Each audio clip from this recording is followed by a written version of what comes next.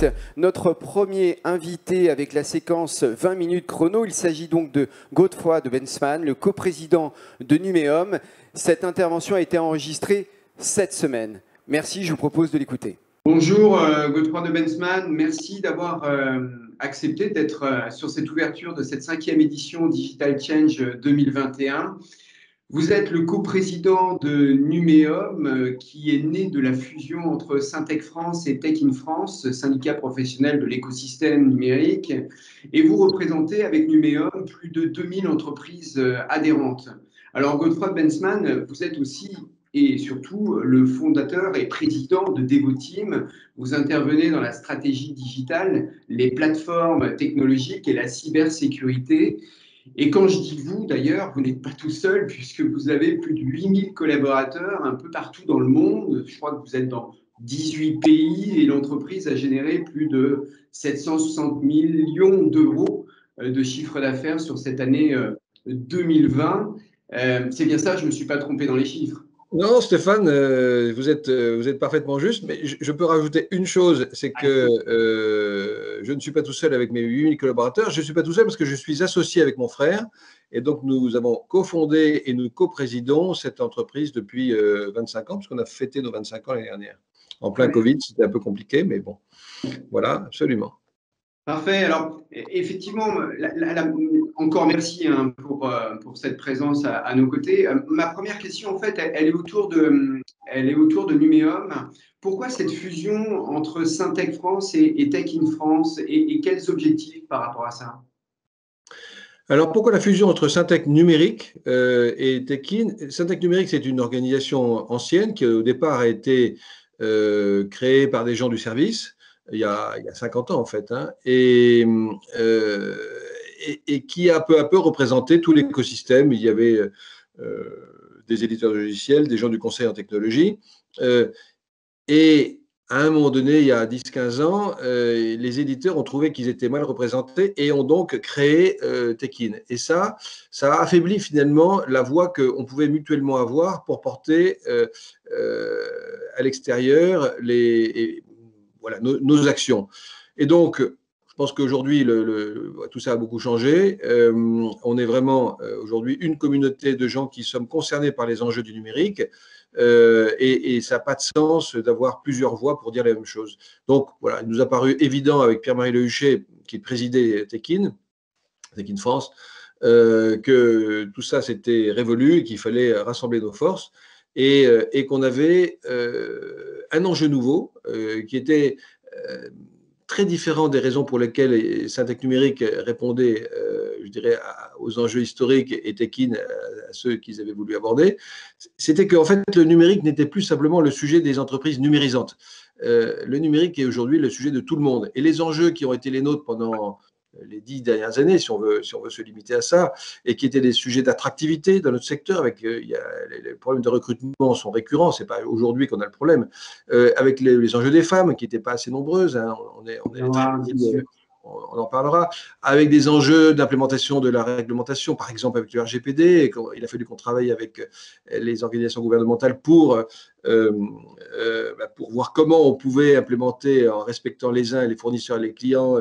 Bon, tous ces enjeux, finalement, sont des enjeux qui nous dépassent largement aujourd'hui. Le numérique est sorti de sa boîte de Pandore, finalement, et les clients, qu'ils soient les grands ou les petits, ont les mêmes enjeux que nous de l'implémentation du RGPD. Ils sont eux-mêmes fournisseurs de services, ils ont eux-mêmes des problèmes de compétences, ils ont eux-mêmes des problèmes de reconversion.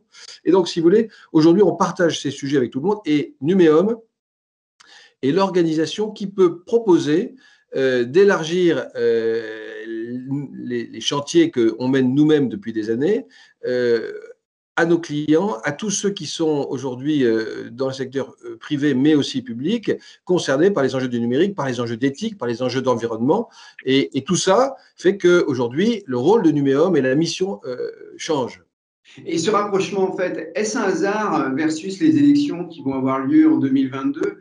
Ce rapprochement, est-ce une manière de faire peser plus la voix du numérique dans le débat public? Alors, je vais pas vous dire qu'on l'a piloté exprès, mais c'est évident que ça arrive au bon moment parce qu'on a deux grands moments qui arrivent, les élections présidentielles en France, bien sûr, et on compte une fois de plus On le faisait déjà sur les élections précédentes avec différentes autres organisations, hein, mais on compte une fois de plus peser, convaincre. Alors, la maturité des candidats change et évolue à vitesse à grands pas, hein. Il y a beaucoup de choses qui se sont passées, on va en reparler, mais beaucoup d'enjeux restent à faire descendre dans l'arène politique et on espère que, contrairement à toutes les élections précédentes, ce sera un sujet qu'on pourra évoquer avec eux. Et puis la deuxième chose, c'est qu'il y a l'Europe. Et la présidence française de l'Europe, c'est des sujets sur lesquels on va pouvoir peser, là encore, et il faut espérer que dans les semaines qui viennent, les mois qui viennent, ça va aller très très vite, hein, à partir de février, ce sera plié, on n'aura plus grand-chose, on rentrera dans la présidence suivante. Et donc là, au niveau de l'Europe, avec Numéum, on est très actifs. On a maintenant des équipes qui sont dédiées on va dire, à la relation institutionnelle en Europe. On est en train de mener des actions avec nos homologues, Bitkom par exemple, en Allemagne, mais aussi en Belgique, mais aussi pour trouver des manières d'expliquer les enjeux et de mettre un balancier de protection des particuliers. Si on parle de RGPD par exemple, le sujet est derrière nous, mais c'est typiquement un sujet sur lequel il a fallu que les gens qui ont écrit ces textes et qui les ont fignolés fassent attention à protéger l'innovation, à garder un peu d'innovation possible, tout en protégeant les données personnelles. Vous voyez, et tout ça, c'est des discussions qu'on a. Et donc, il faut qu'il y ait des gens comme nous qui soyons sur la balle pour veiller à ce qui va être dans les réglementations européennes protège la vie des entreprises. Indéniablement, on voit bien, il y a un enjeu national, il y a un enjeu européen, voire même mondial. Si on rentre dans le vif du sujet, ça fait 20 mois qu'on est bouleversé ou impacté par cette crise Covid. Comment se porte actuellement l'écosystème numérique en France, ces acteurs du numérique, comment ont-ils? Je dirais qu'on est quand même un des secteurs qui a été touché. Évidemment, une bonne partie de notre activité a disparu à l'occasion du premier confinement, mais je dirais que ça a été plutôt pour mieux redémarrer. Et dans notre secteur, il y a vraiment un avant et un après la crise sanitaire. Je crois qu'il y a un avant et un après parce que la France, qui n'était pas forcément très bien placée, vous vous souvenez, dans ce rapport qui s'appelle le DESI, qui note la maturité numérique des pays européens, on était 15e sur 27, je dirais que, en particulier parce que le grand public utilisait moins le numérique, tout ça est bouleversé. On peut dire que c'est depuis 1 an et demi, beaucoup de choses se sont passées dans la tête du grand public, mais dans la tête des entrepreneurs, dans la tête des dirigeants. Et on a aujourd'hui une maturité digitale qui a bondi, si vous voulez. Alors, il y a un certain nombre de baromètres qui vous disent que les entreprises déclarent qu'elles ont gagné 2-3 ans, 3-4 ans. Moi, je pense qu'elles ont surtout pris conscience, et que ce soit d'ailleurs le privé comme le public, qu'elles ne survivraient pas si elles ne rentraient pas de front dans la transformation de leurs organisations, de leur business model. Voilà. Et donc ça crée aujourd'hui une aspiration qui fait que notre secteur est très très sollicité. Et les problèmes de recrutement qu'on retrouve, les problèmes de compétences, c'est pas un hasard et ça va durer. Ça va durer et c'est des problèmes qu'on a nous, mais qu'ont nos clients, puisque nos clients recrutent autant que nous aujourd'hui. Et c'est nouveau. Et pendant des années, ils ne recrutaient plus, ils avaient des compétences.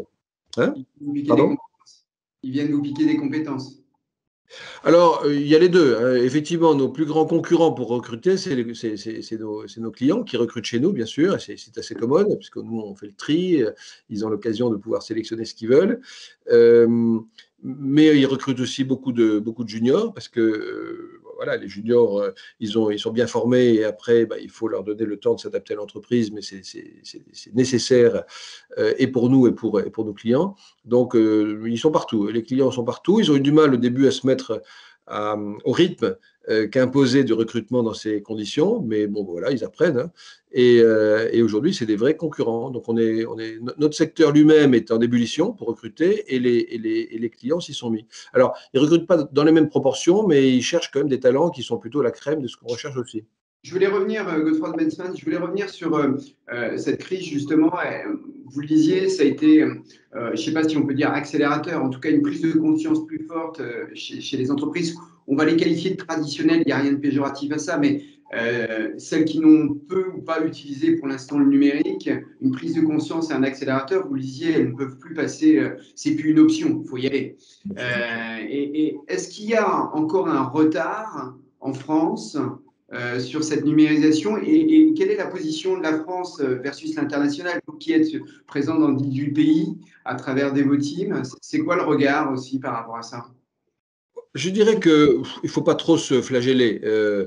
Peut-être que le fameux rapport nous mettait en mauvaise position, essentiellement par la sous-utilisation du grand public de l'Internet. Je dirais qu'aujourd'hui, pour être présent effectivement dans quasiment tous les pays européens, on a des filiales, effectivement, on a une douzaine de filiales en Europe. Plus de la moitié, 55% de notre activité est faite en dehors de France, hein, donc on a quand même une assez bonne vision de ce qui se passe ailleurs. Bon, je crois que voilà, tout le monde avance très fort et la France avance très fort aussi. Donc, je crois qu'aujourd'hui, il faudrait descendre assez finement dans l'analyse secteur par secteur pour se dire lesquels sont plus en avance que d'autres. Il y a des secteurs, justement, Godefroy de Bensman, il y a des secteurs d'activité qui sont un peu plus à la traîne, ou au contraire, si on veut le voir de manière un peu plus positive, il y en a certains qui ont bien accéléré. Je pense que tout le monde a accéléré. Je pense que les grands industriels qui avaient l'impression que, en fait, les sujets n'étaient pas pour eux dans l'énergie, bon, voilà, je pense qu'ils sont complètement lancés aujourd'hui dans les transformations qui ne sont plus des proof of concept, comme on faisait il y a encore 2 ans, qui sont maintenant la transformation au cœur. Et puis après, il y a des secteurs qui ont été extrêmement touchés, hein, comme la distribution, le retail, enfin, l'hôtellerie, etc., qui ont fait des énormes efforts. Le transport, hein, il faut voir comme la SNCF a transformé son modèle. Et c'est un des premiers acteurs dans l'économie du numérique. Et donc, non, je crois que vraiment aujourd'hui, tout le monde est à fond. Alors, la banque, la finance, l'assurance sont aujourd'hui des gens qui ont complètement pris conscience et lancé des très, très grands projets, y compris vers un mouvement massif vers le cloud. Donc, je crois qu'aujourd'hui, il n'y a pas un secteur qui rechigne. On aurait pu se dire que c'était le sujet des grandes entreprises parce qu'elles avaient je dirais, les équipes pour penser le futur et que les PME avaient plus de mal, pour un certain nombre de raisons, on peut y revenir, à imaginer le futur, et des raisons financières, et des raisons de vision, et des raisons je dirais, d'accessibilité à la technologie. Je crois que les uns ont des problèmes je dirais, de taille, et faire bouger une grande entreprise, c'est dur. Donc, ce n'est pas parce qu'ils ont pris conscience et qu'ils ont lancé des projets qu'ils arriveront. Un certain nombre, je dirais, failliront et disparaîtront, seront revendus en petits morceaux. Et les PME, ils ont l'avantage de l'agilité et ils ont peut-être l'inconvénient d'être obligés d'avoir des gens qui sont un peu comme des couteaux suisses, qui font la stratégie, qui font l'implémentation, le change, la sélection des fournisseurs. Bon, voilà. Mais je dirais qu'aujourd'hui, la prise de conscience, elle est partout et chacun a ses atouts. Et les PME sont aujourd'hui en train de changer d'une façon phénoménale. Je voyais il y a quelques jours des PME qui font appel ce qui s'appelle les collectifs, vous savez, les collectifs d'indépendants, pour avoir des studios de compétences, de multi-compétences, permettant d'adresser tous les enjeux du digital et de l'économie et des modèles digitaux qu'ils ont du mal à trouver parce que ça dépend là où ils sont, dans quelle région ils sont, mais c'est pas facile. Les PME sont pas forcément très bien adressées par les entreprises du numérique. Et aujourd'hui, ils trouvent les manières. Donc, c'est une illustration du fait que finalement, ils restent pas les deux pieds dans le même sabot et que le soutien aux PME et à leur transformation, et en particulier aux PME industrielles, est quelque chose qui va se résoudre malgré tous les plans que le gouvernement, et nous d'ailleurs, à Numéum, on a depuis des années. On voit que finalement, eux participent aussi à la solution, en ayant eux-mêmes une capacité plus agile d'aller chercher des compétences qui ne pouvaient pas être des indépendants, ce n'était pas possible, qui ne pouvaient pas forcément toujours être des locaux parce qu'il n'y avait pas forcément les compétences.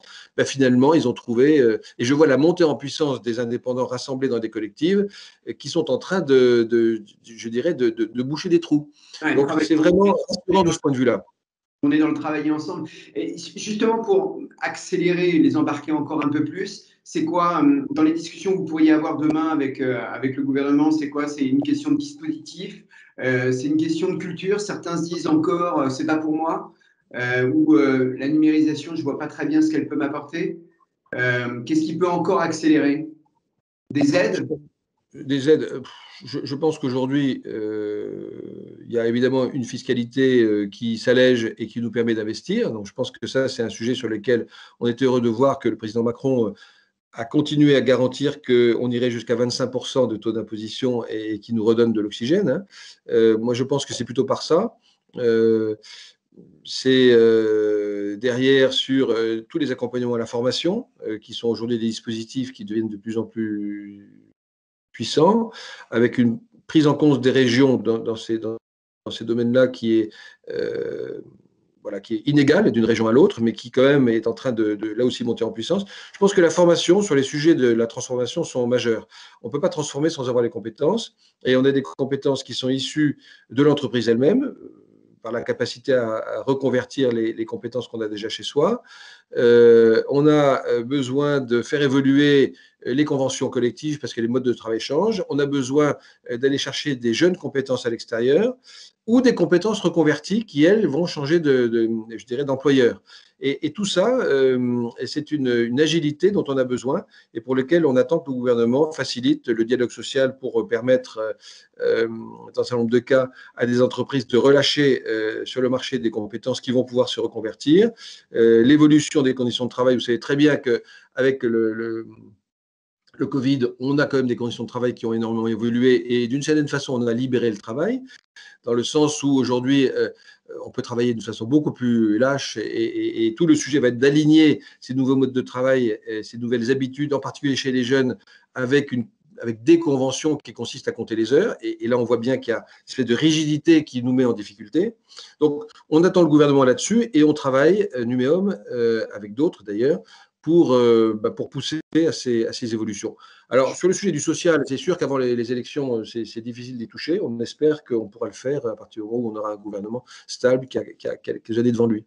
Je voulais rebondir sur la question des compétences et on évoquait tout à l'heure les tensions au niveau de l'emploi, que ce soit d'ailleurs dans les entreprises du numérique ou aussi chez vos clients. C'est quoi la vision de Numéum sur la question des femmes dans le numérique, des jeunes? Quel est votre regard par rapport à ça? Et quelles sont les actions que vous imaginez? Alors, je dirais que c'est deux sujets assez différents. Les femmes, c'est clair qu'aujourd'hui, on a un énorme sujet, puisqu'on a aux alentours de 30% de femmes dans les métiers du numérique, dans notre secteur en particulier, et la plus grande partie en support. Bon, alors, c'est assez logique. On a peut-être 12% d'ingénieurs dans la partie plutôt numérique, mais c'est à peu près le chiffre qu'il y a dans les écoles d'ingénieurs. Donc, c'est assez cohérent, ou c'est assez logique plutôt. Donc là-dessus, il y a beaucoup d'actions qui sont menées depuis longtemps. Ce n'est pas un sujet nouveau. C'est un sujet sur lequel on a mené énormément d'actions. On a créé des bourses. On a essayé de communiquer dans les écoles des rôles modèles montrant qu'il pouvait y avoir des jobs intéressants et que l'image de l'informaticien avec un col roulé, une cigarette roulée, etc. Tout ça, c'est un peu dépassé, que le numérique, c'est bien au-delà de ça, et que la dimension technique du numérique est toujours évidemment critique, mais qu'elle s'adjoint de plus en plus des soft skills, des compétences métiers, et qu'aujourd'hui, les jeunes filles ont toute leur place et puis surtout qu'on ne fera pas la transformation dont on a besoin si on n'a pas les jeunes filles, parce qu'on a besoin de penser de façon plus homogène, représentative de la société, pas simplement en pensant. Alors il y a toujours le sujet de l'IA à penser par les hommes et qui va adresser un monde mixte. Bon, c'est une illustration, mais voilà, on ne réussira pas nos transitions numériques dans le pays si on n'a pas des femmes qui nous y aident. Donc c'est un sujet qui est toujours une préoccupation. Je pense que les dernières mesures qu'avait pris il y a maintenant 2 ans le gouvernement, qui avait été d'imposer des cours d'informatique à partir de la 3e, seconde, première terminale, ces heures hebdomadaires étaient une manière de faire que les jeunes filles vont réaliser, elles n'auront pas le choix, elles vont en faire, elles vont réaliser qu'elles sont aussi bonnes, voire meilleures que les garçons, et probablement que ça facilitera le fait d'en faire rentrer un certain nombre dans les écoles. Ouais, voilà. Moi, je pense que tous les efforts qu'on a faits, c'est bien, et puis c'était même un peu désespérant quand on voit les efforts qu'on faisait et les résultats qu'on avait. Je pense que cette mesure-là est sûrement quelque chose qui, dans le moyen terme, dans les 4-5 ans qui viennent, vont nous permettre de voir arriver sur le marché des jeunes filles qui auront fait un cursus plus numérique. Allez, juste une dernière question parce que je vois que le temps file et on pourrait discuter encore longtemps. Vous êtes un acteur autour de la cybersécurité. On voit un espèce de, je ne sais pas si on peut dire fléau, ou en tout cas un phénomène de cyberattaque. Ça touche d'ailleurs toutes les tailles d'entreprise. Quel est votre regard par rapport à justement que vous portez par rapport à ce phénomène? Bah, non, mais je crois que vous avez raison de dire que on va dire, c'est un fléau et l'opération de hacking à très très grande ampleur maintenant, Ouais. c'est quasiment toutes les semaines. Je pense que chaque entreprise a déjà été attaquée de multiples fois, quelquefois des dizaines par jour. Heureusement, ça ne réussit pas à chaque fois, mais enfin, bon, quand on voit les ransomware qui sont publiés, c'est peut-être la partie émergée d'un iceberg. Autour de soi, on en a tous. Et c'est d'ailleurs des particuliers aussi qui sont rançonnés. Hein. Je pense que toutes les tailles d'entreprise sont rançonnées. Bon, voilà. Donc, je pense qu'il faut avoir conscience que la question n'est pas de savoir comment on se protège, c'est de savoir quand ça va arriver et d'être prêt quand ça va arriver. C'est plutôt cette prise de conscience qu'il faut avoir. Et puis ensuite de ça, il faut, je dirais, se préparer pour que l'opération soit, on va dire, la La plus moins sous impact. contrôle possible pour démarrer. Bon, je pense que ça, c'est des choses sur lesquelles le gouvernement travaille beaucoup. L'ANSSI est devenue une machine de guerre, il faut le reconnaître. Il y a beaucoup de je dirais, d'outils qui ont été mis en place pour aider, mais je pense que personne n'est à l'abri et surtout, tout le monde va y passer. Donc il faut d'abord cette prise de conscience-là. Il y a un certain nombre de domaines dans lesquels c'est évidemment hyper anxiogène et ça freine probablement, ou ça a freiné la transformation numérique des entreprises, en particulier des PME. Je pense qu'aujourd'hui, il y a quand même d'abord des technologies qui s'améliorent, une prise de conscience des partenaires de ces entreprises, hein, donc on va dire les adhérents de Numéum qui ont monté en compétences, qui ont des réponses. Et puis, je crois que tout le monde a conscience que c'est devenu un sujet de direction générale et pas un sujet d'informatique, et que la direction générale doit se saisir du sujet. Je pense que ça commence comme ça. Donc voilà, il y a une stratégie nationale pour la cyber, hein, c'est 1 milliard d'euros. Ça commence à être des vrais sujets. On est en train d'envisager des solutions plus françaises pour remplacer des solutions comme Palantir, hein, qui sont aujourd'hui les solutions qu'on utilise sur les sujets plutôt critiques, hein, de la défense. C'est aussi là un grand signal qu'on veut, en France et peut-être en Europe, avoir des solutions qui nous sont plus propres. Voilà. Maintenant, il y a quand même aujourd'hui... il y a quand même aujourd'hui 6 entreprises sur 10 qui n'ont pas de budget spécifique sur ces sujets-là. Ouais. Et même s'ils ont une prise de conscience, ils n'ont pas commencé à agir. Donc, voilà, je pense que la première des réponses, c'est la bonne hygiène informatique. C'est tous les gens qui se sont fait hacker vous disent, quand j'ai commencé à mettre le nez dedans, moi, président, directeur général, etc., je me rends compte qu'en fait, c'est un tel foutoir, c'est l'histoire qui a accumulé des couches qui fait qu'en réalité, c'est tellement difficile de reprendre le contrôle que le problème, il est plutôt là que la cyberattaque. Et donc, la simplification de nos systèmes d'information, qui est induite par la transformation numérique, est déjà un bout de réponse. Seulement, il faut commencer vite. Merci Godefroy de Bensman de nous avoir accordé ce temps précieux. Je sais que vous êtes pas mal occupé. Je le rappelle, vous êtes coprésident de Numéum. Vous êtes également président de Devoteam. Merci d'avoir été présent à cette 5e édition de Digital Change 2021 et bonne journée à vous.